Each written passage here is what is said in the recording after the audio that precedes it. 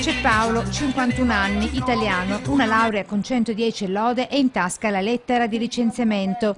Discriminato per l'attività sindacale svolta in azienda, una importante multinazionale veneta, dice. Come sindacalista, prima della CGIL e poi della DL Cobas, difendeva i colleghi indifendibili, gli interinali, e per questo dava fastidio, aggiunge. È stato licenziato quando? 18 marzo. Quale motivazione? Le mie mansioni erano soppresse, eppure questa multinazionale va in stampa ogni giorno o quasi perché assume e apre nuovi stabilimenti.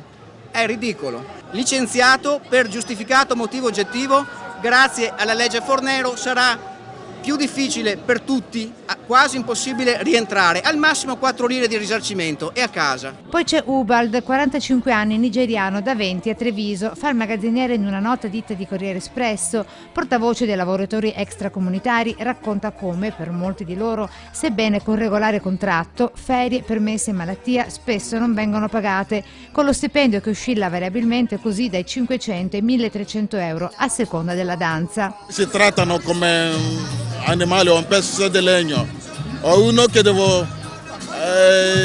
lavora come cavallo, però si mangia come cane. 2 storie al limite, eppure storie di vita vera e che accadono proprio a casa nostra. Tra le figure lavorative più penalizzate risultano i soci dipendenti di cooperative che operano nel settore della metalmeccanica, logistica e nei servizi, come pulizia e assistenza. La denuncia del sindacato Cobas in corteo nel pomeriggio a Treviso con 500 lavoratori. E siamo qui proprio per denunciare questo tipo di situazioni in un contesto in cui, anziché dare più diritti a chi non ce li ha, invece di andare a fare i controlli e le ispezioni, abbiamo delle nuove leggi che vogliono estendere a tutto il mondo del lavoro il sistema del precariato. Per questo siamo qui, per invitare ovviamente tutti i lavoratori, tutta la cittadinanza a lottare.